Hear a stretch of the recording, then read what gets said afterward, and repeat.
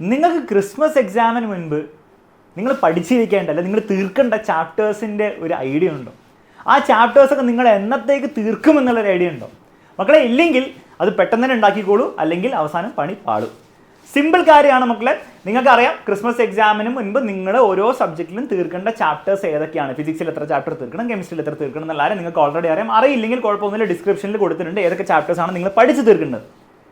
നിങ്ങൾ ചെയ്യേണ്ടത്, നിങ്ങളിൽ പലർക്കും ഇല്ലാത്തൊരു കാര്യമായിരിക്കും, അതായത് ഈ ചാപ്റ്റേഴ്സ് ഒക്കെ തീർക്കണം, പക്ഷേ ഇതൊക്കെ എന്ന് നിങ്ങൾ തീർക്കും. അതായത് ഇതിലെ ഫസ്റ്റ് ചാപ്റ്റർ നിങ്ങൾ എന്ന് തീർക്കും, രണ്ടാമത്തെ ചാപ്റ്റർ എന്ന് തീർക്കും, മൂന്നാമത്തെ ചാപ്റ്റർ എന്ന് തീർക്കും. അതെല്ലാം കൂടെ തീർത്ത് കഴിഞ്ഞിട്ട് പരീക്ഷയ്ക്ക് മുൻപ് റിവിഷന് വേണ്ടിയിട്ടുള്ള സമയവും നിങ്ങൾക്ക് ഉണ്ടാവണം.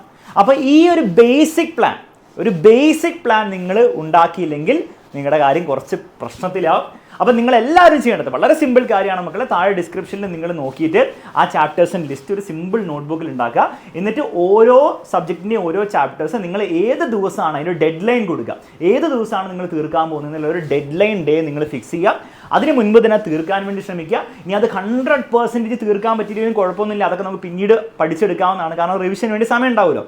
പക്ഷെ പറ്റുന്ന അത്രയും ഒരു 90% ആ ചാപ്റ്റർ നിങ്ങൾ പഠിച്ചെടുക്കാൻ വേണ്ടി നോക്കുക.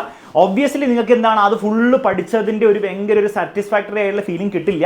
അതിനെ നിങ്ങൾ ചേസ് ചെയ്യേണ്ട ആവശ്യമില്ല, കാരണം അത് നിങ്ങൾ ചേസ് ചെയ്താൽ 5 ചാപ്റ്റർ തീർക്കേണ്ടത് ചിലപ്പോൾ നിങ്ങൾ 3 ചാപ്റ്റർ തീർക്കുള്ളൂ. അത് ഭയങ്കര ഡേഞ്ചറസ് ആയിട്ടുള്ള അവസ്ഥയാണ്.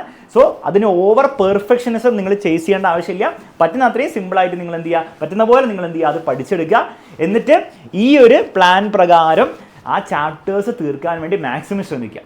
എന്നിട്ട് നമുക്ക് എന്ത് ചെയ്യാം, റിവിഷൻ്റെ സമയത്ത് ആ പഠിക്കാൻ പറ്റാത്ത, ഫുള്ളായിട്ട് പഠിക്കാൻ പറ്റാത്ത കാര്യങ്ങളൊക്കെ ഒന്നുകൂടി പഠിച്ചെടുക്കാം. പഠിച്ച കാര്യങ്ങൾ ഒന്നുകൂടി റിവൈസ് ചെയ്യേണ്ടത് വളരെ ഇമ്പോർട്ടൻ്റ് ആണ്. അപ്പോൾ ഈ ഒരു ബേസിക് പ്ലാൻ നിങ്ങളെല്ലാവരും ഇന്ന് തന്നെ ഉണ്ടാക്കി അത് കൃത്യമായിട്ട് ഫോളോ ചെയ്യാൻ വേണ്ടി ശ്രമിക്കുക. ഉണ്ടാക്കിയതിന് ശേഷം ഞാൻ റെഡി സാർ എന്ന് പറഞ്ഞിട്ട് എന്ത് ചെയ്യുക, കമൻറ്റ് ബോക്സിൽ ഒരു കമൻറ്റ് ചെയ്യുക. ഈ വീഡിയോ നിങ്ങൾക്ക് യൂസ്ഫുൾ ആയി തോന്നുകയാണെങ്കിൽ തീർച്ചയായും കമൻറ്റ് ബോക്സിൽ കമൻറ്റ് എടുക്കുക മക്കളെ. അതുപോലെ തന്നെ നിങ്ങളുടെ ഫ്രണ്ട്സിനും ഷെയർ ചെയ്ത് കൊടുക്കുക. ഓക്കെ, മറ്റൊരു വീഡിയോയിൽ വീണ്ടും കാണാം. Bye bye and take care.